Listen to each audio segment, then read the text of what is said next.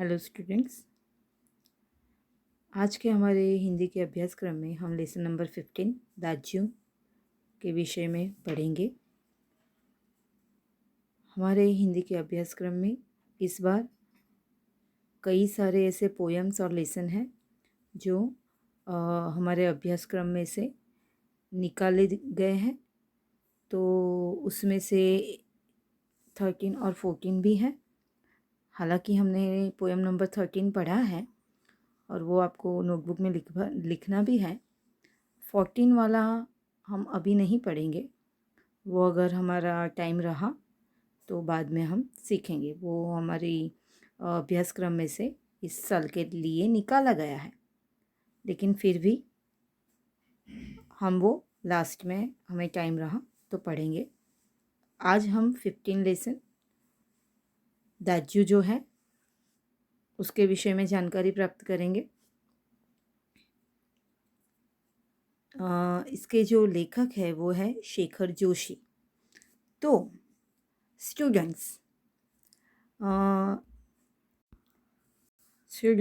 ये जो है वो हमारे लेखक है, आप देख भी सकते हो और उनका नाम यहाँ पे आप पढ़ सकते हो और प्रतिनिधि कहानियाँ पे उनकी तस्वीर छपी हुई है।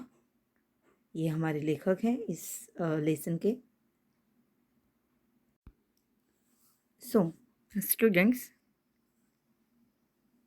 शेखर जोशी जिनका जन्म 10 सितंबर 1932 में अल्मोड़ा उत्तरांचल के ओलिया गांव नामक स्थान पर हुआ। ठीक है, 10 सितंबर 1932 को अल्मोड़ा उत्तरांचल के ओलिया गांव नामक स्थान में उनका जन्म हुआ है। उन्होंने केकड़ी एवं अजमेर में स्कूली शिक्षा प्राप्त की। ठीक है, आगे देखिए। लगभग 30 वर्षों तक इलाहाबाद के निकट एक सैनिक औद्योगिक प्रतिष्ठान में कार्यरत रहने के बाद आप स्वतंत्र लेखन कर रहे हैं। उन्होंने सैनिक औद्योगिक प्रतिष्ठान में कार्यरत रहने के बाद क्या किया है? स्वतंत्र लेखन खुद लिखना शुरू किया। आपके चर्चित कहानी संग्रह है कोसी का घटवार, साथ के लोग, दाज्यू, हलवाहा एवं नौरंगी बीमारी है। आपकी आदमी और कीड़े कहानी को 1955 में धर्मयुग द्वारा आयोजित कहानी प्रतियोगिता में प्रथम पुरस्कार प्रदान किया गया। नई कहानी आंदोलन के चर्चित कथाकार महावीर प्रसाद द्विवेदी पुरस्कार, ये एक अवार्ड का नाम है, पुरस्कार है ये, और पहल सम्मान से सम्मानित, बराबर, ये दोनों उनको सम्मान प्राप्त हुए हैं। दाज्यू कहानी पर चिल्ड्रन फिल्म सोसाइटी द्वारा फिल्म का निर्माण, दाज्यू कहानी द्वारा चिल्ड्रन फिल्म सोसाइटी द्वारा फिल्म भी बनाई गई है। ठीक है, चलिए आगे पढ़ते हैं। दाज्यू कहानी बाल श्रमिक पर लिखी गई कहानी है। दाज्यू कहानी क्या है?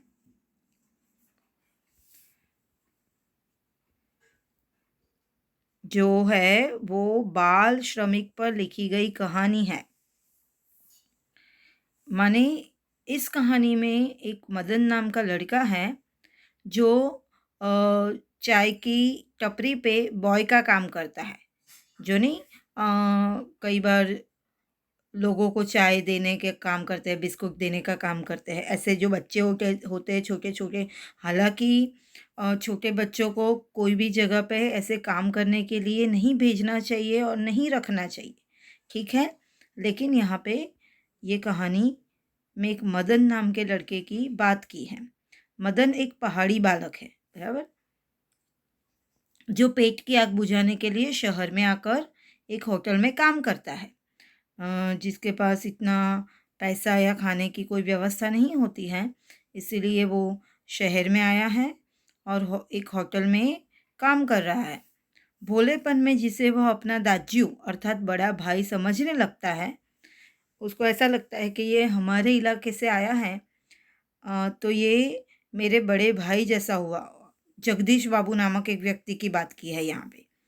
जो एक जगदीश बाबू नामक एक व्यक्ति हैं, वो उसी के इलाके से, पहाड़ी इलाके से आए हुए होते हैं और बात-बात में उसे अपनापन लगता है उनके प्रति, तो वो उन्हें दाज्यू करके बुलाते हैं। दाज्यू माने बड़ा भाई, ठीक है? समझ में आई? तो दाज्यू का अर्थ क्या हुआ? बड़ा भाई। तो इसीलिए ये लेसन का नाम है दाज्यू, ठीक है? तो वो जगदीश बाबू को दाज्यू समझने लगता है। वही किसी प्रकार एक दिन उसके बाल मन पर आघात कर जाता है। इसका मार्मिक चित्रण इस कहानी में हुआ है। अभी यहाँ पे क्या है कि ये जो जगदीश बाबू है, जिसे मदन जभी भी वो होटल में आते हैं, चाय वाय पीते हैं, तो मदन उनको दाज्यू दाज्यू करके बुलाता है। पर एक दिन उनको ऐसा लगता है कि ये क्या मुझे दाज्यू बुलाता है। उनको गर्व होने लगता है कि लोग मुझे इतना सम्मान देते हैं और ऐसा एक बालक जो यहाँ पे बॉय का काम करता है, वो मुझे दाज्यू करके क्यों बुलाता है। तो वो मदन को इस तरह से बोलते हैं कि मैं तुम्हारा दाज्यू नहीं हूँ। तो मदन को ये बात बहुत बुरी लगती है, उसके मन पे, भोले मन पे आघात लगता है इस चीज़ का, ठीक है? और फिर वो अपना नज़रिया और ये टोटली चेंज कर देता है उनके प्रति और कभी भी उनको दाज्यू करके नहीं बुलाता उसके बाद, ठीक है? तो स्टूडेंट्स, इससे हमें ये जानने को मिलता है कि ऐसे जो व्यक्ति हैं जगदीश बाबू जैसे लोग, जिनको कई ऐसे भोले लोग जो छोटे बच्चे होते हैं, उनको अपनापन इनके प्रति लगता है, तो वे लोग ये चीज़ सहन नहीं कर सकते और एक्सेप्ट नहीं कर सकते कि लोग छोटे नहीं होते हैं, वो कि कैसे सम्मान आपको देते हैं, वो चीज़ आपको देखनी चाहिए, ठीक है? तो चलिए शुरू करते हैं लेसन। लेसन की शुरुआत में चौक से निकलकर बाईं ओर जो बड़े साइकिल वाला छोटा कैफ़े है, सॉरी, बड़े साइन बोर्ड वाला छोटा कैफ़े है, वही जगदीश बाबू ने उसे पहली बार देखा था। क्या यहाँ पे बताया गया है कि जो चौक से निकलकर, एक बड़ा सा चौक है, वहाँ से आप आगे जाओगे और बाईं ओर जैसे ही आप बढ़ोगे, वहाँ पे एक बड़े साइन बोर्ड वाला एक छोटा सा कैफ़े है, जहाँ पे बड़ा सा साइन बोर्ड लगा हुआ है, पर कैफ़े के कितना है, छोटा सा। तो जगदीश बाबू वहीं पर पहली बार ये मदन से मिले थे। उन्होंने पहली बार मदन को वहीं पे देखा था। गोरा चिट्टा रंग, ठीक है? ये मदन का रंग कैसा था? गोरा चिट्टा था।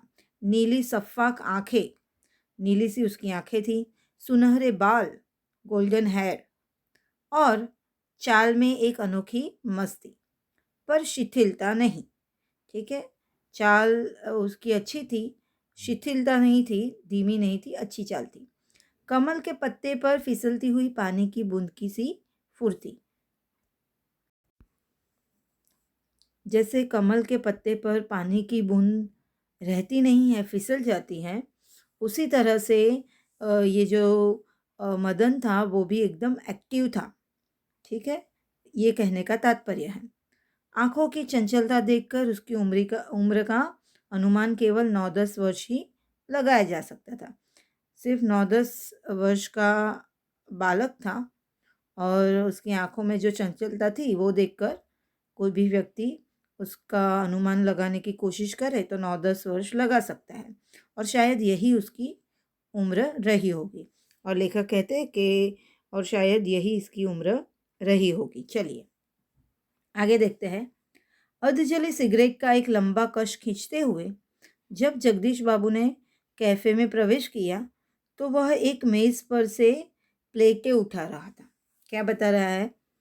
क्या बता रहे हैं यहाँ पे लेखक कि जगदीश बाबू सिगरेट पी रहे थे जो आधी जली हुई थी और दूसरा आधी सिगरेट पीते हुए वो एक लंबा सा कश ले रहे थे और ऐसा करते हुए ही उन्होंने प्रवेश किया था कैफ़े में और उन्होंने देखा तो मदन क्या कर रहा था उस समय, एक मेज़ पर से मतलब एक टेबल पर से प्लेटें उठा रहा था वो। और जब वे पास ही कोने की टेबल पर बैठे तो वह सामने था। और जगदीश बाबू उसी के दूसरे वाले पास वाले टेबल पर बैठे तो वो सामने ही खड़ा हुआ था। कौन? मदन। मानो घंटों से उसकी उस स्थान पर आने वाले व्यक्ति की प्रतीक्षा कर रहा हो। मतलब उसका काम ही वही था। वह कैफ़े में बॉय था, तो कोई ग्राहक आएगा, कोई कस्टमर आएगा, तो उनको पूछना कि आपको क्या चाहिए, फिर वो चीज़ें लेके आना। तो यहाँ पे जैसे बहुत टाइम से लंबे टाइम से किसी ग्राहक की प्रतीक्षा कर रहा हो, किसी कस्टमर की प्रतीक्षा कर रहा हो, ऐसा प्रतीत होता था। वह कुछ बोला नहीं। हाँ, नम्रता प्रदर्शन के लिए थोड़ा झुका और मुस्कुराया भर था, पर उसके इसी मौन में जैसे सारा मीनू समाहित था। क्या कहते हैं यहाँ पे कि वो कुछ बोला नहीं था और कुछ बताया भी नहीं उसने, पर जैसे कि नम्रता दिखाने के लिए उसने क्या किया, थोड़ा-सा झुका और ज़रा-सा मुस्कुराया और ऐसे मौन रहते ही उसने सम्मान दिया। सिंगल चाय का ऑर्डर पाने पर वह एक बार पुनः मुस्कुराया। लेखक ने ऑर्डर दिया कि मुझे सिंगल चाय चाहिए, तो उसने पुनः माने कि फिर से मुस्कुराहट दिखाई और मुस्कुराकर चल दिया और पलक झपकते ही चाय हाजिर थी और एक ज़रा सी देर में वो चाय लेकर आ गया। आगे देखिए। मनुष्य की भावनाएं बड़ी विचित्र होती हैं। यहाँ पे क्या बताते हैं लेखक? लेखक बताते हैं कि मनुष्य की जो भावना है वो बड़ी विचित्र होती है। क्यों? क्योंकि कभी-कभी ऐसा होता है कि कोई जगह पे आप कहीं पे मुसाफरी कर रहे हो या कहीं पे गए हो खाना खाने या कोई चीज़ें लेने के लिए, तो वहाँ पे हम किसी को कभी पहचानते नहीं हैं, फिर भी जैसे अपनापन लगने लगता है। तो यहाँ पे भी मदन की वही परिस्थिति होती है। इसीलिए लेखक कहते हैं कि मनुष्य की जो भावनाएँ होती हैं, वो बहुत ही विचित्र होती हैं। निर्जन एकांत स्थान में निस्संग होने पर भी कभी-कभी आदमी एकाकी अनुभव नहीं करता। क्या कहते हैं यहाँ पे लेखक? लेखक कहते हैं कि कभी-कभी ऐसी परिस्थिति आती है कि एकदम निर्जन और एकांत स्थान है, जहाँ पे कोई हमारा नहीं है, आजू-बाजू में सब सन्नाटा है, खालीपन है, एकांत है और कोई हमारे संग नहीं है। निस्संग माने क्या? कि कोई हमारे साथ नहीं है। फिर भी जैसे कभी-कभी ऐसा लगता है कि हम अकेले नहीं हैं, कोई है हमारे साथ, हमारा अपना, ठीक है? लगता है इस एकाकीपन में भी सब कुछ कितना निकट है। ऐसा लगता है कि हम अकेले हैं तो भी सब कुछ कितना नज़दीक है हमारे, एकदम नज़दीक, एकदम पास, जैसे हमारे सारे अ, नज़दीकी लोग, ठीक है? कितना अपना है। परंतु इसके विपरीत कभी-कभी सैकड़ों नर-नारियों के बीच जनर व हाँ, जनरवमय वातावरण में वह कर भी रहकर भी सूनेपन की अनुभूति होती है। यहाँ पे क्या कहते हैं कि कई बार ऐसा होता है कि सब कुछ हमारे पास एकदम कोई भी व्यक्ति नहीं है, हम अकेले होते हैं, पर अकेले होते हुए भी जैसे हमारे पास हमारे नज़दीकी व्यक्तियों की यादें होती हैं। और कई-कई बार तो उससे विपरीत भी होता है, मतलब विपरीत माने क्या? टोटली उल्टी परिस्थिति कि सैकड़ों नर-नारियों के बीच भी मतलब एकदम भरचक बस्ती हो, बहुत सारे लोग हों, वहाँ पे भी हमें अकेलापन महसूस होता है और सूनेपन की अनुभूति होती है। लगता है जो कुछ है वह पराया है। कई बार बहुत सारे लोगों के बीच भी हम अकेलापन महसूस करते हैं और ऐसा लगता है कि सारे लोग कैसे हैं, सारे रिश्ते, सारे लोग कैसे हैं, पराये हैं। आगे देखिए। कितना अपनत्वहीन लेखक कहते हैं कि तब हमें कितना अपनत्वहीन महसूस होता है, मतलब हमारा कोई नहीं है, अपना कोई नहीं है, ठीक है? पर यह अकारण ही नहीं होता है। इस एकाकीपन की अनुभूति इस अलगाव की जड़ें होती है। यहाँ पे लेखक कहते हैं कि ये किसी कारण के बिना नहीं होता है। ये जो आपके साथ एकाकीपन होता है, उसका जो अनुभव होता है, वह अलगाव मतलब आप अपने लोगों से दूर हो, उसका परिचय आपको देता है, उसकी जड़ें होती हैं। विछोह या विरक्ति की किसी कथा के मूल में, ठीक है? किसी व्यक्ति से आप दूर हो रहे हो, इसकी स्टोरी के मूल में ये अलगाव होता है। जगदीश बाबू दूर देश से आए हैं और अकेले हैं। जगदीश बाबू बहुत दूर से आए हैं, दूर देश से माने दूर की जगह से आए हैं और अकेले हैं। चौक की चहल-पहल, कैफ़े के शोरगुल में उन्हें लगता है सब कुछ अपनत्वहीन है, ठीक है? चौक की चहल-पहल और कैफ़े के शोरगुल में उन्हें क्या लगता है कि सब कुछ पराया है मेरे लिए, मेरा कोई नहीं है। शायद कुछ दिनों रहकर अभ्यस्त हो जाने पर उन्हें इसी वातावरण में अपनेपन की अनुभूति होने लगे। यहाँ पे लेखक कहते हैं कि शायद ऐसा हो कि कुछ दिनों रहकर माने थोड़े दिन के बाद अ, उन्हें ऐसा समझ में आए जब वो अ, यहाँ की चीज़ों से जानकारी प्राप्त कर लेंगे, तब उन्हें ऐसा एहसास होगा और यहाँ के वातावरण में अपनेपन की एक अनुभूति होगी। पर आज तो लगता है यह अपना नहीं, अपनेपन की सीमा से दूर। पर आज क्या लगता है कि ये कोई अपना नहीं है और अपनेपन से सारे लोग कैसे हैं, दूर है, ठीक है? अपनेपन की एक जो लिमिट होती है, उससे दूर है सारे। कितना दूर है? और तब उन्हें अनायास ही याद आने लगते हैं अपने गाँव पड़ोस के आदमी। सारे लोग मुझसे बहुत ही दूर हैं, ऐसा जगदीश बाबू को महसूस होता है और ऐसा वो महसूस करते हैं, तब उन्हें अचानक, अनायास माने क्या? अचानक ही याद आता है कि मेरे गाँव में, पड़ोस में ऐसे-ऐसे लोग थे, अच्छे लोग थे, जो मेरे मित्र थे, जो अ, मुझसे अच्छी तरह से बात करते थे।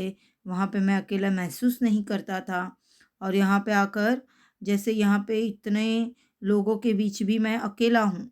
कई बार ऐसा होता है ना कि कई लोग पढ़ाई के लिए या किसी और चीज़ के लिए विदेश में जा के रहते हैं, तो वो लोग अपने लोगों को छोड़ के जाते हैं। जैसे हालाँकि अभी तो लोगों को बातचीत करने के लिए बहुत सारी ऐसे फ्री ऐप है, बहुत सारे ऐसे साधन हैं। पहले तो इतना कुछ होता नहीं था। तो वहाँ पे लोग अकेलापन महसूस करते थे, क्योंकि अपने लोगों को छोड़ के वो पढ़ाई के लिए या कुछ भी कमाने के लिए, पैसे कमाने के लिए अ, विदेश में जाके बसते थे, ठीक है? तो तब उनको जैसे अपने लोगों की, अपने घर की, अपने एरिया की, अपने त्योहारों की जैसे याद आती थी, इसी तरह से जगदीश बाबू जो दूर के गाँव से आए हैं, उनको भी अ, अपने आस-पड़ोस के लोगों की यादें आने लगती हैं, ठीक है? स्कूल, कॉलेज और स्कूल कॉलेज के छोकरे अपने निकट शहर के कैफ़े, होटल, उनको क्या याद आने लगता है कि स्कूल और कॉलेज में जो लड़के आते-जाते रहते थे उनके गाँव में, फिर निकट के शहर में कैफ़े और होटल कैसा था, निकट माने पास वाले शहर में। तो यह सब उनको याद आने लगता है। आगे देखते हैं। चाय साहब, मदन क्या बोलता है, साहब चाय लाया हूँ मैं आपके लिए। जगदीश बाबू ने राखदानी में सिगरेट झाड़ी। आपको पता है ना, एस्ट्रे होती है, उनको क्या बोलते हैं हिंदी में, राखदानी, ठीक है? तो जगदीश बाबू ने उसमें सिगरेट की एस डाल दी। उन्होंने उन्हें लगा इन शब्दों की ध्वनि में वही कुछ है जिसकी रिक्तता उन्हें अनुभव हो रही थी और उन्होंने अपनी शंका का समाधान भी कर लिया।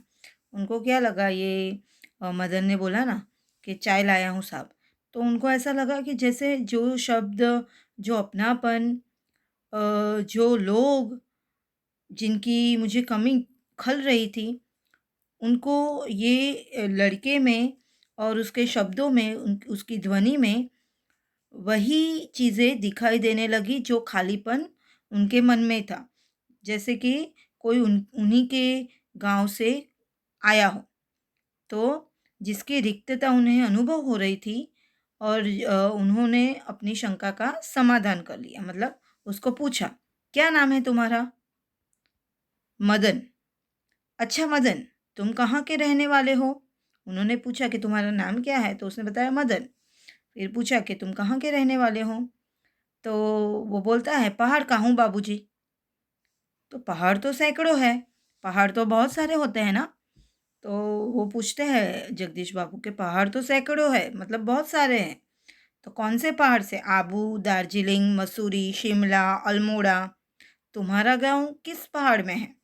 उन्होंने बताया कि पहाड़ तो आबू में भी है, आबू भी आप जानते हो, पहाड़ी प्रदेश है, जहाँ पे बहुत ऐसी अच्छी अच्छे-अच्छे पहाड़, अच्छी-अच्छी जगह पे है। दार्जिलिंग भी वैसा है, मसूरी, शिमला, अल्मोड़ा सारे ही।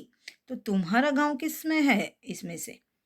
तो इस बार शायद उसे पहाड़ और ज़िले का भेद मालूम हो गया। मुस्कुराकर बोला, "अल्मोड़ा साहब, अल्मोड़ा।" वो मदन ने बोला कि साहब मैं तो अल्मोड़ा से हूँ। अल्मोड़ा में कौन सा गांव है? विशेष जानकारी की गरज से जगदीश बाबू ने पूछा।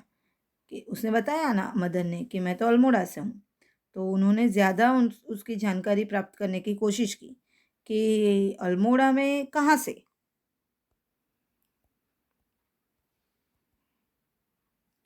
इस प्रश्न ने उसे संकोच में डाल दिया।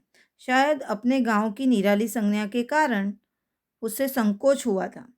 मतलब उसने सोचा कि मैं बताऊं या नहीं बताऊं मेरे गांव का नाम। इस कारण टालता हुआ सा बोला, वह तो दूर है साहब, अल्मोड़ा से 15-20 मील होगा। कि उसको पहले तो अपने गांव का नाम बताना नहीं था, इसलिए उसने क्या किया, वो टालने लगा कि अल्मोड़ा में है और अल्मोड़ा से तो 15-20 मील दूर है मेरा गांव।